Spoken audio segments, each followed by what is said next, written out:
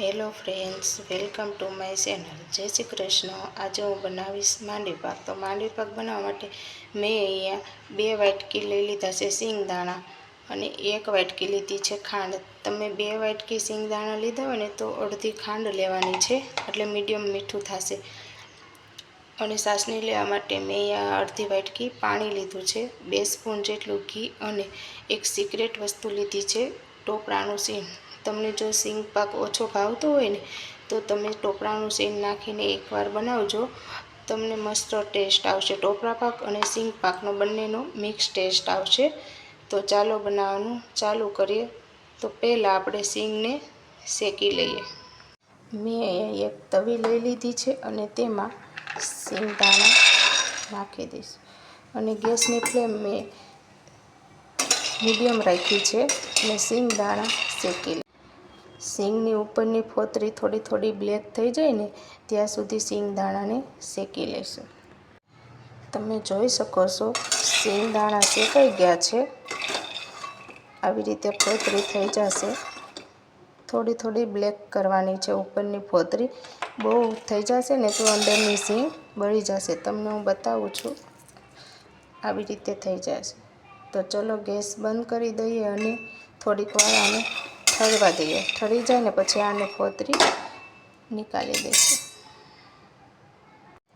સિંગ હવે ઠરી ગઈ છે અને સિંગની ફોતરી નીકાળી દઈશું. તો આવી રીતે બંને હાથથી કરી અને ફોતરી નીકાળી દઈશું. બધી સિંગના ફોતરા નીકાળી દીધા છે મેં. અને હવે તેને મેં એક મિક્સર જાર લીધું છે અને તે બધી સિંગ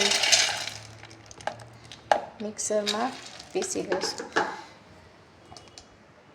સિંગ પીસાઈ ગઈ છે અને સિંગનો ભૂકો તૈયાર થઈ ગયો છે. તો સિંગનો ભૂકો સાવ ભૂકો નથી કરવાનો, તમે જોઈ શકો છો. કણીવાળો રાખવાનો છે થોડો. એટલે આપણે માંડવી પાક બનાવીએ ને તો માંડવી પાક કણીવાળો બને છે. તમે સાવ ભૂકો કરી દેશો ને તો સાવ શિકાય જેવો લાગશે અને સાવ ભૂકો જ થઈ જશે શિકાય જેવો. એટલા માટે કણીદાર રાખવાનો છે. તો ચાલો હવે ખાંડની ચાસણી લઈ લઈએ. મેં અહીંયા એક તવી લઈ લીધી છે અને તેમાં 1 વાટકી ખાંડ લીધી હતી ને તે નાખી દઈશું અને તેમાં પાણી નાખી દઈશું. પાણી આપણે ખાંડ ડૂબે ને એટલું નાખવાનું છે. ગેસની ફ્લેમ મેં અહીંયા ધીમી રાખી છે થોડીક, બહુ ફૂલ પણ નહીં અને બહુ ફાસ્ટ પણ નહીં ગેસ. અને તેને સતત હલાવતા રહીશું. તમે જોઈ શકો છો ખાંડ ઓગળી અને આવી રીતે બુલબુલ થવા માંડ્યા છે. એટલે મેં ગેસની ફ્લેમ સાવ ધીમી કરી નાખી છે. અને હું તમને બતાવું છું કે ચાસણી કેવી રીતે શેક કરાય, આવી ગઈ છે કે નહીં. તમે જોઈ શકો છો ચાસણી હવે આવી ગઈ છે અને ચાસણી જોવા માટે તમારે આવી રીતે કરવાનું છે. એકવાર પાછું બતાવું છું. આવી રીતે એક તાર જો થઈ જાય છે ને તો આપણી પરફેક્ટ ચાસણી આવી ગઈ છે. જોઈ શકો છો. તો હવે ચાસણી આપણી બહુ ઝાઝી પણ નહીં આવે અને બહુ ઓછી પણ નહીં આવે. માંડવી પાક બગડશે પણ નહીં. એવી રીતે એક તારની આવી જાય ને પછી તેમાં સિંગનો ભૂકો નાખી દઈશું કર્યો તો તે, અને સરખી રીતે હલાવી લઈશું તેને. અને ગેસ આપણે બંધ કરી દેવાનો છે. સિંગ નાખીને ભૂકો અને તેમાં જે આપણે સિક્રેટ લીધું હતું ને ટોપરાનો ભૂકો તે પણ એડ કરી દઈશું અને સરખી રીતે હલાવી લઈશું તેને. મિક્સ થઈ ગયું છે સરખી રીતે.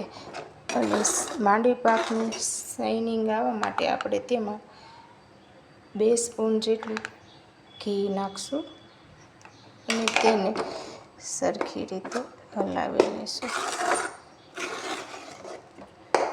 સરખી રીતે હલાવી અને એક પ્લેટમાં તેને ઢાળી દઈશું. મેં અહીંયા એક ડીશ લઈ લીધી છે અને તેમાં મેં ઘી લગાવી દીધું છે અને સિંગ પાક બનાવેલો છે તે બધો અંદર નાખી દઈશું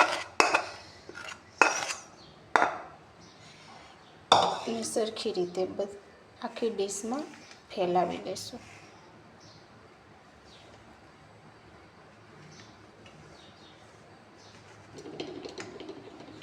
સિંગ પાક થોડીક વાર રેસ્ટ કરવા દઈશું, 5 મિનિટ જેવું. પછી તેને પીસમાં કટિંગ કરી લઈશું. 5 મિનિટ રેસ્ટ આપ્યા પછી તમે જોઈ શકો છો માંડવી પાક જામી ગયો છે. તો તેને સરીના મદદથી કટિંગ કરી અને તેના પીસ પાડી લઈશું. આવી રીતે સરીના મદદથી બધા પીસ પાડીને તૈયાર કરી લઈશું.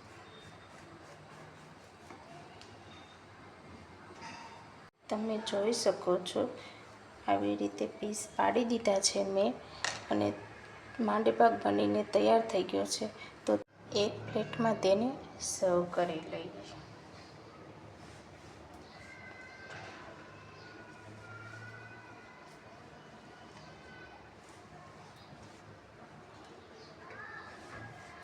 તમે જોઈ શકો છો માંડવી પાક મસ્ત બની ગયો છે, પરફેક્ટ માપ સાથે. અને તમને હું બતાવું છું કે માંડવી પાક કેવો બન્યો છે. એકદમ પોચો બન્યો છે અને મસ્ત કણીવાળો બન્યો છે, મસ્ત. તો તમે વ્રત કે ઉપવાસ માટે બનાવી શકો છો. ખાવામાં ખૂબ જ ટેસ્ટી બનશે. માંડવી પાક બનીને તૈયાર થઈ ગયો છે. મારો વિડીયો ગમ્યો હોય ને તો લાઈક, શેર, સબસ્ક્રાઈબ કરી દેજો.